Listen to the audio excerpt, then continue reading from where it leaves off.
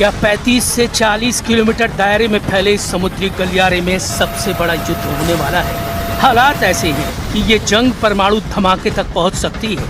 इस समुद्री गलियारे की तपिश फारस और ओमान की खाड़ी से होते हुए दक्षिणी चीन सागर तक पहुंच गई है और इस जंग के लिए कई देशों ने मोर्चा खोल दिया है। क्या ट्रंप ने तय कर दिया है परमाणु युद्ध? क्या हॉर्मुज के तंग गलियारे में बनेगा दुनिया का सबसे खतरनाक वॉर जोन? क्या अमेरिका और ईरान आमने सामने खड़े हो चुके हैं और अब सिर्फ पहली गोली चलने का इंतजार है? क्या ये सिर्फ जहाजों की भिड़ंत है या सुपर पावर की सीधी जंग? क्या बातचीत की टेबल पलट चुकी है और अब बंदूकें ही फैसला करेंगी?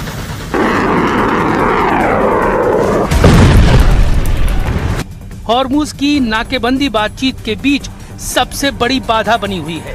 मैं इस बारे में विचार करूंगा, देखता हूं नाकेबंदी कैसे बाधा बनती है। फारस और ओमान की खाड़ी में हॉर्मुज को लेकर सबसे बड़े तनाव के बीच दक्षिण चीन सागर में अमेरिका और फिलीपींस के बीच सबसे बड़ा सैन्य अभ्यास चल रहा है। यह अभ्यास 8 मई तक चलेगा। इसमें 17,000 से ज्यादा सैनिक शामिल हैं। वॉलिंगटन 2026 नाम से चल रहे इस सैन्य अभ्यास में अमेरिका और फिलीपीनी फोर्सेस के साथ जापान, ऑस्ट्रेलिया, कनाडा, फ्रांस और न्यूजीलैंड के सैनिक भी शामिल हैं। इस सैन्य अभ्यास पर चीन भड़क गया है। चीन ने कहा है कि अमेरिका दूसरे देशों को दक्षिणी चीन सागर में लाकर तनाव बढ़ा रहा है। उधर हॉर्मुज पर अमेरिका की नाकेबंदी पर भी चीन ने सवाल उठा दिए और कहा कि अमेरिका की नाकेबंदी गैर वाजिब है। दुनिया की तेल सप्लाई के दिल हॉर्मुज में अभी तनाव अपने सबसे खतरनाक स्तर पर पहुंच चुका है। अमेरिका आरोप लगा रहा है कि ईरान जहाजों को खतरे में डाल रहा है। ईरान ने पलटवार करते हुए अमेरिका को समुद्री डकैत बता दिया। अमेरिका ने ईरान के एक जहाज को जब्त किया तो ईरान ने बदले की कसम खा ली। ये सिर्फ समुद्री विवाद नहीं है, ये उस जंग की शुरुआत हो सकती है जो पूरी दुनिया को हिला देगी।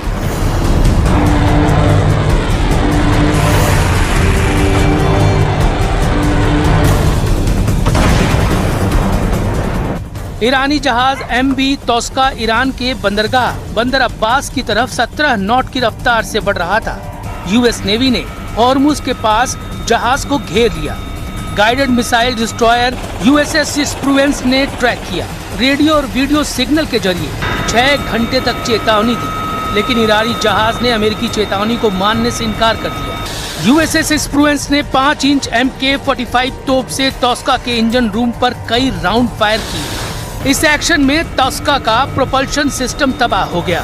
इसके बाद amphibious assault ship USS Tripoli से US मरीन हेलीकॉप्टर में सवार होते हुए तोस्का पर पहुंचे। US मरीन ने फास्ट रोपिंग तकनीक से हवा में सीधे जहाज के डेक पर उतरना शुरू किया और ईरान के मालवाहक जहाज तोस्का को अपने कब्जे में ले लिया। ईरान के खिलाफ अमेरिका के इस ऑपरेशन में USS स्प्रूवेंस का इस्तेमाल हुआ। ये अमेरिका का एडवांस और शक्तिशाली गाइडेड मिसाइल डिस्ट्रॉयर युद्धपोत है। अपने गन फायर से जहाज के प्रोपल्शन सिस्टम को तबाह कर सकता है।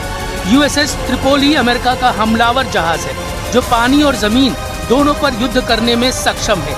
इसे खास तौर पर F-35 फाइटर और मरीन सैनिकों को तैनात करने के लिए विकसित किया गया है। ये करीब 844 फीट लंबा और 50,000 टन वजनी शक्तिशाली युद्धपोत है। MK-45 naval gun fully automatic gun है जो 16 से 20 राउंड प्रति मिनट फायर कर सकता है। इसका इस्तेमाल इंजन रूम को नाकाम करने के लिए किया गया। लेकिन सवाल सिर्फ एक जहाज का नहीं है। सवाल ये है कि जब अमेरिका समुद्र में सीधे एक्शन ले रहा है और ईरान खुलेआम बदले की बात कर रहा है, तो क्या बातचीत का रास्ता अब पूरी तरह से बंद हो चुका है? ट्रंप दावा कर रहे हैं कि ईरान के साथ बातचीत होगी और डील भी पक्की होगी, चाहे वो अच्छे रास्ते से हो या बुरे रास्ते से। लेकिन ईरान दूसरे दौर की बातचीत पर ही सवाल खड़े कर रहा है। ईरान साफ कह रहा है कि मिसाइल प्रोग्राम पर कोई बातचीत नहीं होगी। यानी एक तरफ बातचीत की बात तो दूसरी तरफ शर्तों की दीवार है और यही वो पॉइंट है जहां से हर युद्ध शुरू होता है। روند دیپلماتیک جدیتی نداره. با پایان جنگ در وقفه‌ای که واقعاً در روندهای مذاکراتی ثابت قدم بودیم چون میدونیم که इस पूरी कहानी का सबसे खतरनाक हिस्सा ईरान का परमाणु कार्यक्रम। कई इंटरनेशनल रिपोर्ट में दावा किया गया है कि ईरान के न्यूक्लियर प्रोग्राम में अभी भी कई खामियां हैं जिसका कोई साफ जवाब नहीं मिला है।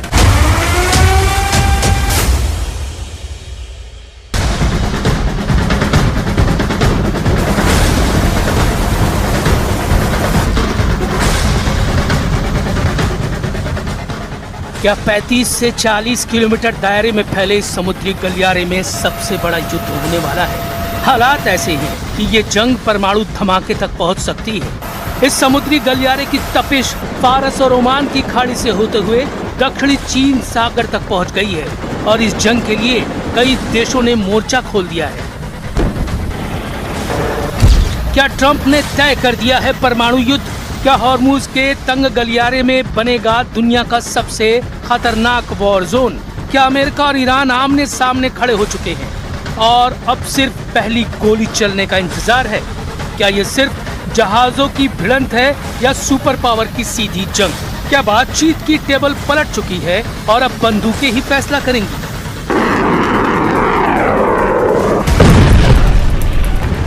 हॉर्मुज की नाकेबंदी बातचीत के बीच सबसे बड़ी बाधा बनी हुई है। मैं इस बारे में विचार करूंगा, देखता हूं नाकेबंदी कैसे बाधा बनती है। फारस और ओमान की खाड़ी में हॉर्मुज को लेकर सबसे बड़े तनाव के बीच दक्षिण चीन सागर में अमेरिका और फिलीपींस के बीच सबसे बड़ा सैन्य अभ्यास चल रहा है। यह अभ्यास 8 मई तक चलेगा। इसमें 17,000 से ज्यादा सैनिक शामिल हैं। वॉलिंगटन 2026 नाम से चल रहे इस सैन्य अभ्यास में अमेरिका और फिलीपीनी फोर्सेस के साथ जापान, ऑस्ट्रेलिया, कनाडा, फ्रांस और न्यूजीलैंड के सैनिक भी शामिल हैं। इस सैन्य अभ्यास पर चीन भड़क गया है। चीन ने कहा है कि अमेरिका दूसरे देशों को दक्षिणी चीन सागर में लाकर तनाव बढ़ा रहा है। उधर हॉर्मुज पर अमेरिका की नाकेबंदी पर भी चीन ने सवाल उठा दिए और कहा कि अमेरिका की नाकेबंदी गैर वाजिब है। दुनिया की तेल सप्लाई के दिल हॉर्मुज में अभी तनाव अपने सबसे खतरनाक स्तर पर पहुंच चुका है। अमेरिका आरोप लगा रहा है कि ईरान जहाजों को खतरे में डाल रहा है। ईरान ने पलटवार करते हुए अमेरिका को समुद्री डकैत बता दिया। अमेरिका ने ईरान के एक जहाज को जब्त किया तो ईरान ने बदले की कसम खा ली।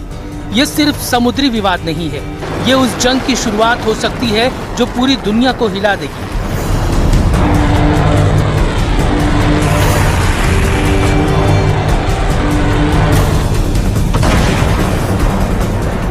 ईरानी जहाज MV तोस्का ईरान के बंदरगाह बंदर अब्बास की तरफ 17 नॉट की रफ्तार से बढ़ रहा था। यूएस नेवी ने हॉर्मुज के पास जहाज को घेर लिया। गाइडेड मिसाइल डिस्ट्रॉयर USS स्प्रूवेंस ने ट्रैक किया। रेडियो और वीडियो सिग्नल के जरिए 6 घंटे तक चेतावनी दी, लेकिन ईरानी जहाज ने अमेरिकी चेतावनी को मानने से इनकार कर दिया। USS स्प्रूवेंस ने 5 इंच MK-45 तोप से तोस्का के इंजन रूम पर कई राउंड फायर किए। इस एक्शन में तोस्का का प्रोपल्शन सिस्टम तबाह हो गया। इसके बाद amphibious assault ship USS Tripoli से US मरीन हेलीकॉप्टर में सवार होते हुए तोस्का पर पहुंचे। US मरीन ने फास्ट रोपिंग तकनीक से हवा में सीधे जहाज के डेक पर उतरना शुरू किया और ईरान के मालवाहक जहाज तोस्का को अपने कब्जे में ले लिया। ईरान के खिलाफ अमेरिका के इस ऑपरेशन में USS स्प्रूवेंस का इस्तेमाल हुआ।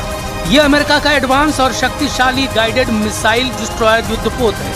अपने गन फायर से जहाज के प्रोपल्शन सिस्टम को तबाह कर सकता है। USS ट्रिपोली अमेरिका का हमलावर जहाज है जो पानी और जमीन दोनों पर युद्ध करने में सक्षम है। इसे खास तौर पर F-35 फाइटर और मरीन सैनिकों को तैनात करने के लिए विकसित किया गया है। ये करीब 844 फीट लंबा और 50,000 टन वजनी शक्तिशाली युद्धपोत है। MK-45 naval gun fully automatic gun है जो 16 से 20 राउंड प्रति मिनट फायर कर सकता है। इसका इस्तेमाल इंजन रूम को नाकाम करने के लिए किया गया।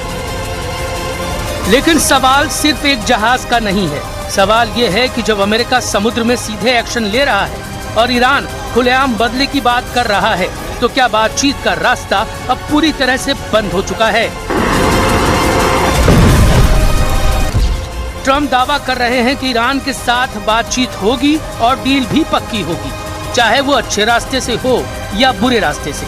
लेकिन ईरान दूसरे दौर की बातचीत पर ही सवाल खड़े कर रहा है। ईरान साफ कह रहा है कि मिसाइल प्रोग्राम पर कोई बातचीत नहीं होगी। यानी एक तरफ बातचीत की बात तो दूसरी तरफ शर्तों की दीवार है, और यही वो पॉइंट है जहां से हर युद्ध शुरू होता है। روند دیپلماتیک جدیتی نداره.